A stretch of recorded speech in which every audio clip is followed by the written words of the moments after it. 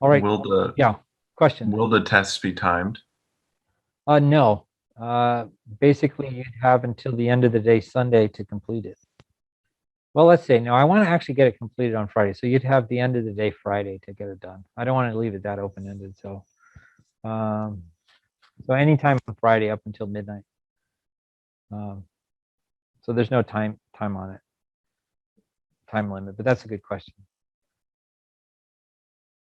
Which means then you can take that on your own time, which means probably we're going to talk about some stuff tomorrow. I'm just not going to sit here and take the test. I'm probably going to start the next chapter, and then you take the test sometime after class. So I would imagine that we wouldn't be taking the test during class. That makes sense. That's a good question.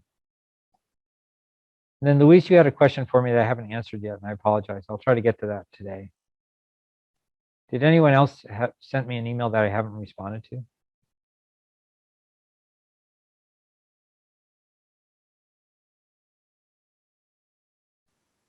All right, so Java 1 folks, you're free to check out. Do study for the test. Hoping everybody does well. Finish those assignments that are due on Sunday, and then we can get going on the next chapter. All right, I'll see Java 1 students. Java 2 students, hang out because we're going to talk about what's on the Java 2 test. All right. Let's take a look at Java 2. See what their study guide looks like. I think it was good to hear all those things that Java 1 needs to remember, because you need to remember as well, but you have that stuff plus all the stuff we're going to talk about right now to remember as well. So we're looking at the chapter 6 test prep. Here's the study guide for that chapter. And I don't have it set up in a PowerPoint, but there's really not too much on the test. And I'm going to modify this test a little bit because we haven't been able to use the debugger. One of the things that's missing in Replit is the ability to debug our programs that don't have a dedicated debugger that allows you to debug your code. So I'm going to take those questions off the test, but let's see what questions were on the test last year, and we'll see what's going to actually be there. So number 1, be able to program a while loop. Okay, so it's all about loops. Remember that the topic for chapter 6 was over and over again, kind of like I do with a lot of my bad jokes. You're repeating things over and over again. There's a while loop, and then there's another type of loop called the for loop. They're very similar, but the syntax for them is different. So you need to know the syntax for both the while and the for loop. Number 3, you need to know whether for loops and while loops are top driven.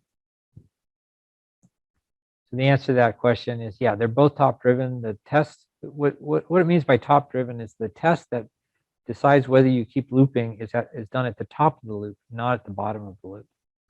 So both for loops and while loops are top driven. Number 5, know the common types of errors that occur often when coding loops. One type is an infinite loop. Typically, you don't want an infinite loop. It kills your program. Your program gets stuck in this loop it can't get out of, and it just spins forever. And there's also off by 1 errors when you're trying to count things. If you're not clear whether you're starting counting at 0 or counting at 1, or maybe you go 1 past the end of something, you do it 1 too many times. Those are very common errors when it comes to loops that you try to avoid. Now, number 6, how do you hand trace a loop? Well, they have an example of that in the book. So the only way you're going to get that knowledge is by looking at the book when they're hand tracing a loop, and go through that process yourself, because you're going to need to know how to do that for this test, or they'll ask you about it. Again, this test is multiple choice, so that doesn't ask you to actually hand trace it, but you need to know you need to have at least gone through the process once to understand it. A lot of times you have so many variables in a loop, there's no way you can keep track of them in your head. You have to write them down and watch how they might change as you go through the loop. Know that there's 3 parts to every loop. there's the initialization of the control variable. There's the test of the control variable in a conditional statement. And then there's the update of the control variable. If you forget to update the control variable, then your loop is an infinite loop and it will never, can never get out because you forgot to change the control variable. 3 parts of those need to be in every loop. Top-driven for loops, top-driven while loops.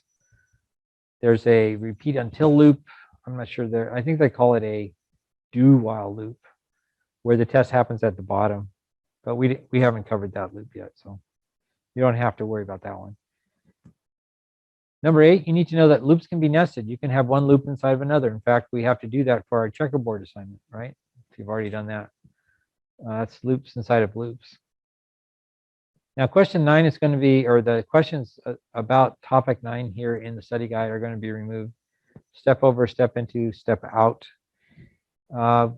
We're not going to focus on the debugger, I guess, in this class because we just don't have access to one. But it's a very helpful tool when your program is behaving in a way you don't want and you're trying to figure out why. You can step through the code one line at a time and watch all the variables as the program runs to see where it's getting messed up. So number 9, number 10, and number 11 will not be on the test. So know what a breakpoint is. You can actually run a program to a certain spot and then stop the program and then inspect the variables. That's really handy. And then how do you go about inspecting those variables?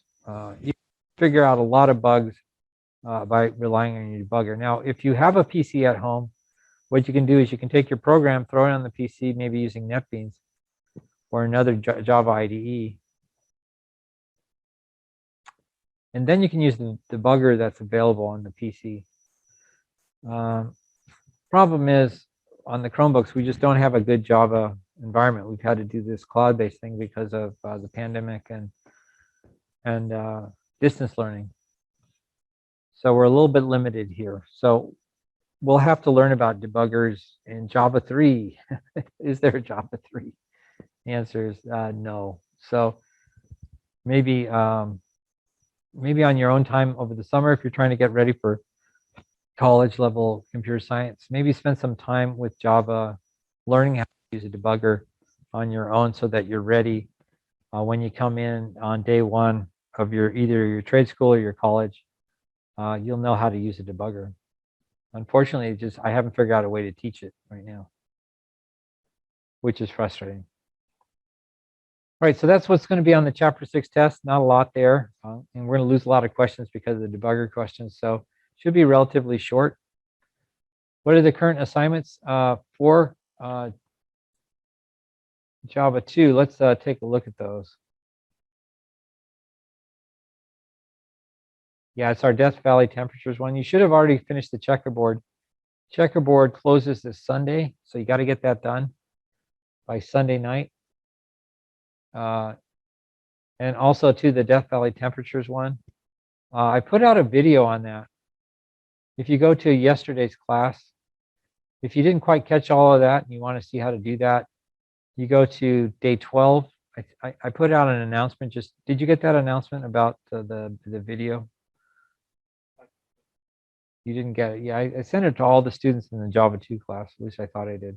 But anyway, here on day 12, there's a link to the video of the class from Tuesday.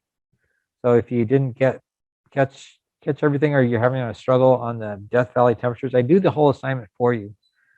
There's really not a lot left out other than you have to add a few more months to the date class. Yeah, so that's good. So anyway, there's a video there. If you didn't get that done, you can get that done right now because there's a video that's out there on YouTube. The videos take a while to get published because I have to edit them a bit, take out the Java 1 stuff, fix the sound, post it on YouTube. I don't know if anyone's a YouTube creator here, but it takes a little while to get it all out there. But anyway, click on that link. It'll take you to the video, and then you can see how to do that assignment. We fancied it up a little bit by using this date class because we were able to convert our date numbers into date strings, and that makes the program look a little bit more professional. Instead of month 1, we say January. Instead of month 5, we say May. All right, so that's all for Java 2. So if you want to log off, you can if you'd like. But again, finish this Death Valley assignment and the other assignment, the checkerboard assignment, and then get ready for the test tomorrow. Again, like, oh, the card assignment, yeah. What about that one? When was that due? That's a good question. Yeah, the card tester. Yeah, it has the same close date. So all of those three have the close date on set to the 16th. So if you haven't done any of those, you have only a few days to do that. So now would be a good time to start. My dad says this sometimes. He says, "Do you ever stop to think and forget to start again?" I think he stopped thinking in about year 2010. So, all right. So you're free to check out if you'd like. I'm going to shut down the session. And if you have questions, though, I can answer those now, or I can respond to one of your emails if you send it in.